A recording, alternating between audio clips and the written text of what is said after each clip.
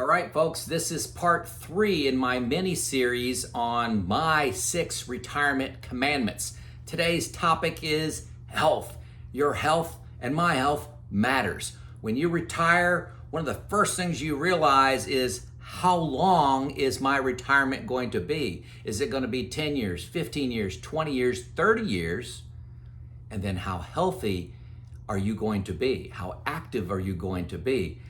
And I'll be honest, that hit me pretty hard. I'm like, hey, maybe I've only got 20, 25, maybe 30 good years where I can go out and I can climb that mountain, I can swim that ocean, I can do whatever I want to do, ride that bike through the national park as we travel.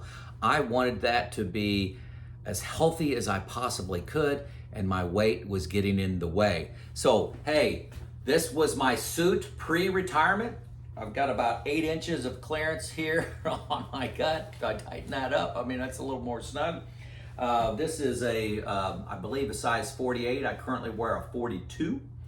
I don't have the pants on because you wouldn't be able to see it in this video, but I was wearing size 36 pants. I currently wear size 32 pants, okay? I've thrown all my pants away except for this suit. That's why I have to wear my suit to show this to you. Look at my arms, how baggy all that was. So this is the only item I have left in my wardrobe. Got rid of everything, wear my size 32. I do wear a large shirt, but I on my journey went down from 235 down to 190, and this is just a remnant of the past. I'm gonna talk about my journey in just a second. All right, hey, we're down in my exercise room. I have a room in my basement. I have some weights over here you can't quite see. I have an inversion table. I have a Bowflex. I got a treadmill and an elliptical here. My wife likes doing the treadmill. I'm an elliptical guy. I've only bought 2 of these things new. A lot of these things were just people stopped using them and gave to them all my free weights.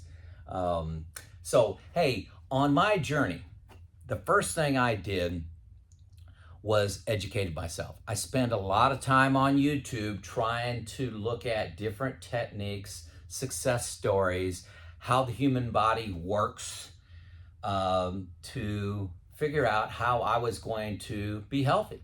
What was my journey going to be like?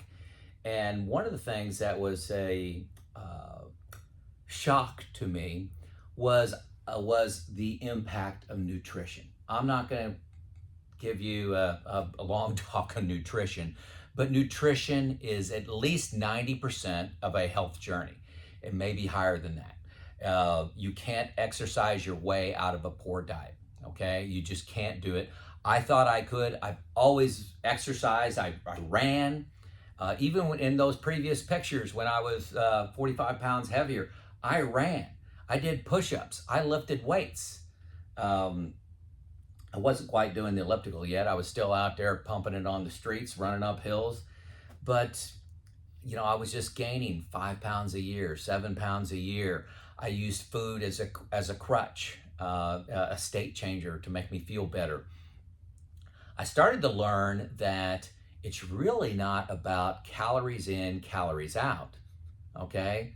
And, you know, you just reduce your calories and you'll lose weight. You know, with the same amount of energy expended, calories, just reduce the amount. Well, what happens is your metabolism slows down. My metabolism slows down. So if I start only taking in 1,500 calories a day, my metabolism will slow down so it only burns that amount. So you're only going to lose a little bit, and you're going to be hungry and hangry all the freaking time. Insulin is a hormone, and it's huge. It determines whether it converts your calories to energy or whether you convert them into fat. It's kind of that gatekeeper. That's as deep as I'm going to go. So what I have landed on is keto and intermittent fasting. Keto, low carb. I target under 20 carbs a day. I hit that 59 days out of 60, I do that. Sometimes I'm even under 10, okay? Very low carb. I can survive on that. I've been doing it for 2 years now. That's meat and vegetables, berries, strawberries, blackberries, blueberries, raspberries, and nuts. I eat eggs. I eat some cheese. I kind of try to limit the cheese. But great food, tastes great, very filling. I rarely feel hungry, rarely feel hungry.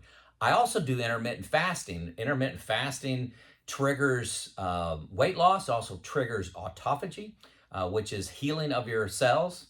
I'm already in deep waters on nutrition, but I routinely fast, I'll say 17, 18, 19 hours a day.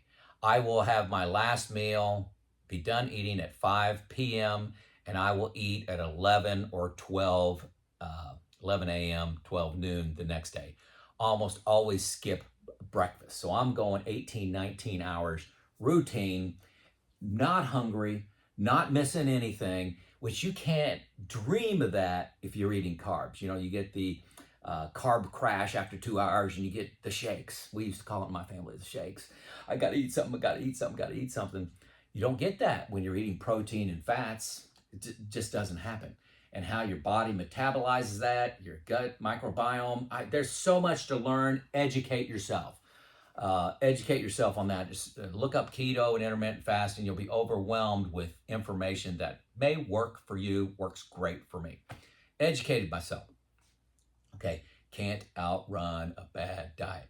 So I've been on this journey for 2 years. I lost 45 pounds. I gained about 9 of that back, but I'm 100% to blame myself.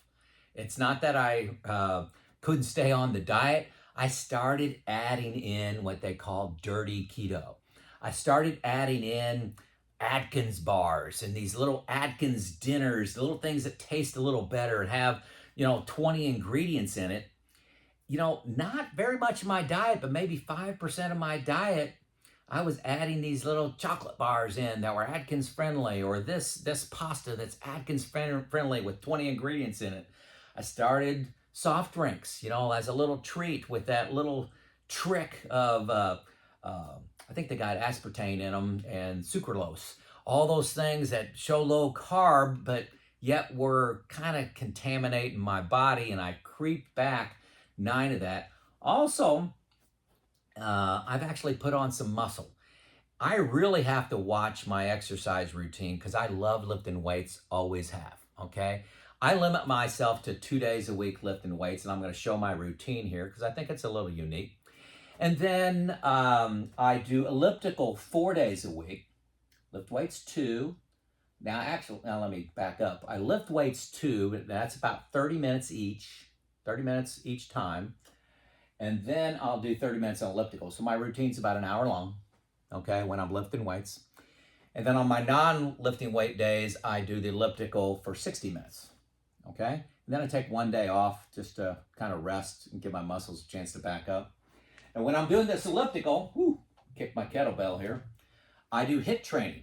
I do 45 seconds, about 85% of my energy, 85% of what I can do. And I'm pushing pretty hard. I've got it on 20 resistance and 20 elevation. I got it on the highest setting it can go, 20 and 20. And I'm going hard with both my arms and legs for 45 seconds. And then I rest for 2 minutes and 15 seconds, okay? And that's a 3-minute cycle, and I just do that for 30 minutes when I'm lifting weights. I do it for 60 minutes when I'm not lifting weights on those just cardio HIIT days. Okay, so now, hey, I'm going to show you what I do because it's a little unique with weights, okay? Now, the first thing, here's my weight routine. I'm going to greatly reduce this. I'm going to do 1 or 2 of each. So, I'm going to start off with push-ups. 1, 2, 3, okay? And I'll do 31 of those. I do 30, and then I do 1 more. That's where the 1 comes from. Okay, then I get my heart rate back down. I'll rest for maybe 30 seconds, and then I'll grab this 45-pound kettlebell. 45 pounds, you can see that, 45 pounds. And this is the only weight I use. I travel with this. So if I go down to Florida for a month, I pack this 45-pound kettlebell. It's with me anytime I travel by car. I don't bring it by airplane. So then my next exercise is I'll just do squats. Okay, 1, 2, pretty concentrated, pretty simple. My next exercise is actually a complex one. I'll both use my legs, use my core, my arms as I'll come up and I'll bring it over my head and then back. Doing my arms, stomach, everything. Very tough exercise. I'll do 12 of those. I'm rushing through these. I'm breathing a little hard. So then my next exercise is, I call them swings. They probably have another kettlebell name, but I'll swing this up, stop for a second. Swing. Okay? I'll do 15 of those. Then I'll come and what's neat about kettlebells is it works your core, it works your arms, works your legs, everything at the same time. Okay, with just one weight. Okay, this, I'm gonna lift it up, stretch, push. Okay, and I'll do 8 with my left arm and 8 with my right arm. And then I'll do the weights again. I'll do my push-ups and my squats, do everything. 2 reps, 2 times through everything. And then I'll go over and do the elliptical, okay? So that's my routine. I'll do this for probably 4 or 5 years, and then I'll switch out and use some other weights. Something else, I may go back to my Bowflex or something like that. But hey, lifting weights, very important to me to feeling good. It actually helps your metabolism because muscle takes more than fat to just to live. So I love lifting weights. I love the HIIT training, but don't ever get hooked on that. It's kind of a drug too. You got to do the nutrition things right. It's been very impactful for me. Again, my journey went down 45. I'm back up 9. Dirty keto and dirty keto and muscle.